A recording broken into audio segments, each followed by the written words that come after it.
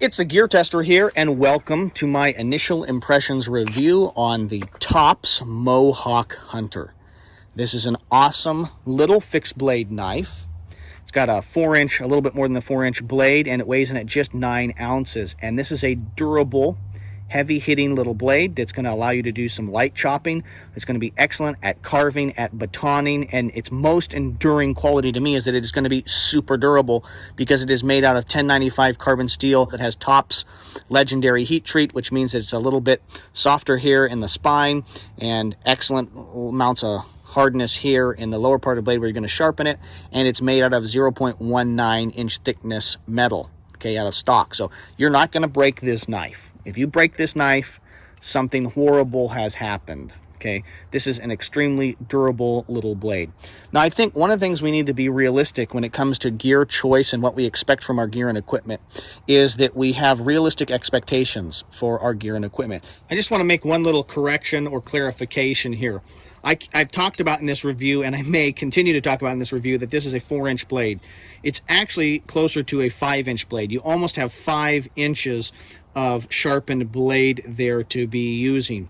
Now, I think one of the things we need to be realistic when it comes to gear choice and what we expect from our gear and equipment is that we have realistic expectations for our gear and equipment. Am I going to be able to use this knife that has a 4-inch blade to baton through a 15-inch piece of wood? It doesn't span the length, so that's unrealistic. Am I going to be able to use a 9-ounce knife to chop like a 27-ounce big kukri blade? No, absolutely not. And so some of the reviews I've seen people kind of talk this knife down a little bit, the Mohawk Hunter, because it's not that great at chopping. You're being unrealistic. It's a 9-ounce knife, and it has at least half of the weight here in the last portion of the blade where you're holding it. If you plan on doing a whole bunch of chopping, I wouldn't be looking at a knife anyway. I'd be looking at a hatchet or an axe. This is the little Grand Force Brooks mini hatchet. It weighs under 1 pound, and it's a much better chopping tool than most medium and even large fixed blade knives because all the weight is in the head. I have video footage of me chopping down large trees with this, chopping down large fallen trees with this, and yeah, it takes a bunch of time, but you're able to do it because physics is on your side. You got all the weight up there, and you can really chop with this thing. You can also choke up and carve with it. So I think people need to be realistic about what they expect out of their knives. I have used here this little knife to do some batoning. One point I want to make about batoning knives is I think batoning a knife through wood is an excellent way of testing its durability. I do wonder how much batoning you're going to end up doing in a wilderness sort of situation, camping, backpacking, or even in a survival situation. Are you going to have lots of nice wood that's about 3 inches around that's already cut, and you're going to baton that? If you don't have a saw along, there's going to be minimal batoning that you're going to end up doing. So I could see myself heading out into a multi-day backpacking trip, even up to like a week or so, with these 3 tools. I've got a Baco Laplander, some kind of a hatchet or axe, maybe even my Grand Force Brooks, a small forest axe if I'm going to be doing a lot of chopping to procure wood, and then this excellent little blade from TOPS, the Mohawk Hunter. If you were going to take one of these items away, I'd probably, if I was trying to go light, ditch the chopping tool or the little hatchet or axe, because I've got a lot of capability here in these 2 tools. And then if you're going to take one more away, I'd probably take the saw away. I've grown up in parts of the United States where there is a lot of forested land, and so oftentimes you'll see me carrying like a small forest axe or advocating for that kind of stuff because there's been a lot of foliage to cut, and it's not a jungle situation. I don't need a machete. I need something to cut hard wood, and I'm going to be in very cold conditions, and so I've prioritized bigger chopping tools like axes and hatchets. Recently, I spent some time in the southern region of one of the states in the U.S., and it is a desert region with sagebrush, and it made me wake up to the reality that in a lot of situations, you don't need a tool to chop down a tree because there are no trees to chop down. It's just sagebrush, and in that case, a tool like this would be overkill, be more than you might possibly need, because there's not going to be any chopping down of trees. You may need to be able to pry, to do some chopping, to do some carving, but you're not going to be felling trees to make a log cabin because there are no trees to fell. And in that situation, this would be an absolutely perfect tool. And I think in almost every situation that I found myself backpacking and camping in, with the rare exception of a couple situations, this TOPS Mohawk Hunter would basically have done everything I might have possibly wanted it to do.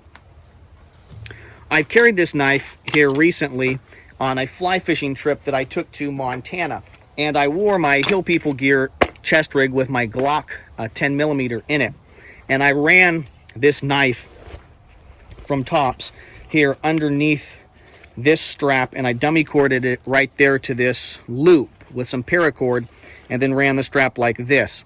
And so I was able to reach across my chest if I was just doing normal work. I wanted to cut or carve something, do some light chopping, I could just reach across with my right hand and grab the knife like so. Or if I was attacked by a bear and had either was unable to use my right hand or could not get my pistol out or had dropped my pistol, I would be able to reach up here with my left hand and grab the blade and pull it out. The reason I mention that is it tells you something about the quality of the Kydex from TOPS knives. And one thing that I want to emphasize is if you do not have a good quality sheath for a knife, you're not going to carry it. So if you have a fixed blade knife and the sheath is poorly designed or has poor retention, you're just not going to end up using that fixed blade knife no matter how nice it is. I would not have carried this knife in a vertical position with the blade hanging down if this Kydex sheath from TOPS had any wiggle or movement, and it does not. This sheath is amazing, okay? It retains this knife with no wiggle, no movement, and it's not coming out of there at all. Yet I can just rest my thumb here, push forward, and the knife pops into my hand easily. And I think that has to do with the way they designed the handle here. And it's a really nice design, and it's a custom quality level of sheath from TOPS knives. When you purchase a knife and it comes with a good quality sheath, the sheath, in my view, ends up costing at least half the price of the knife.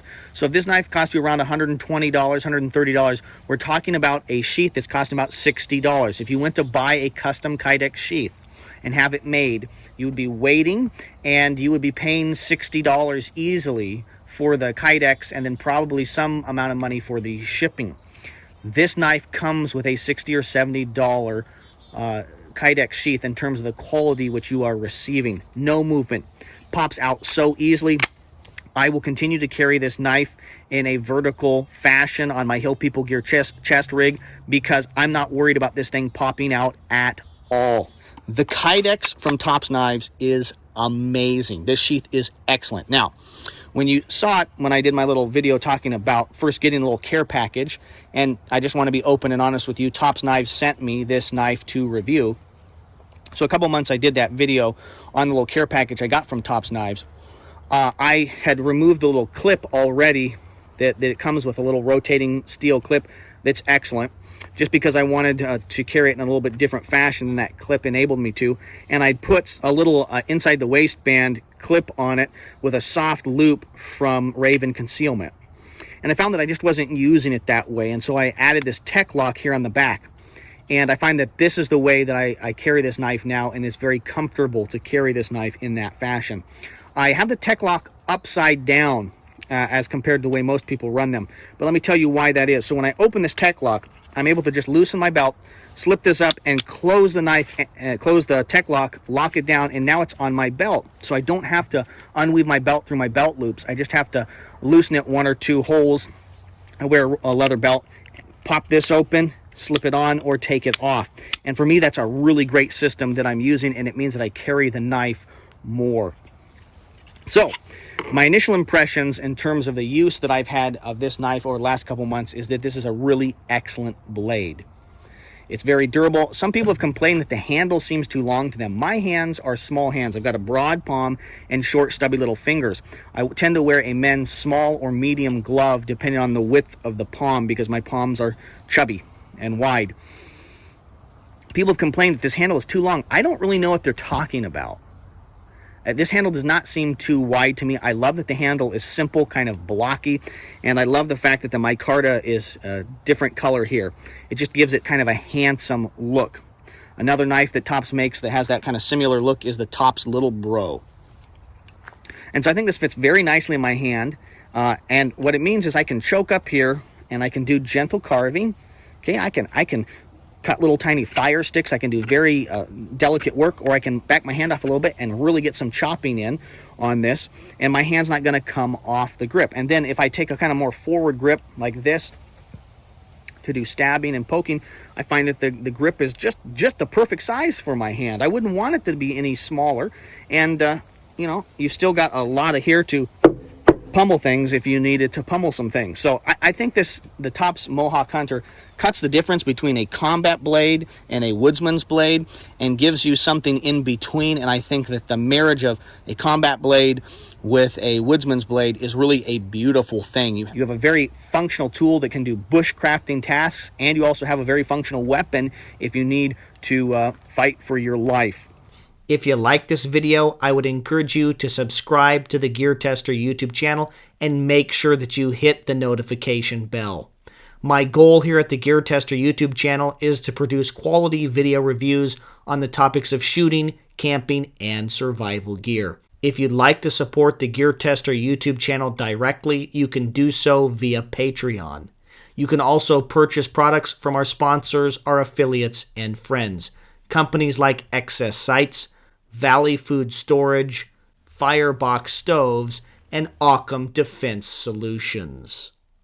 I would really appreciate it if you would Google TOPS knives. If you'd go to topsknives.com and you'd look through their catalog of knives and find a couple knives that you'd like to see me review in the future. I'm also interested in hearing from you, my valued viewers and subscribers, a couple different ways you'd like me to torture test the TOPS Mohawk Hunter. Thank you very much for your views and your subscriptions.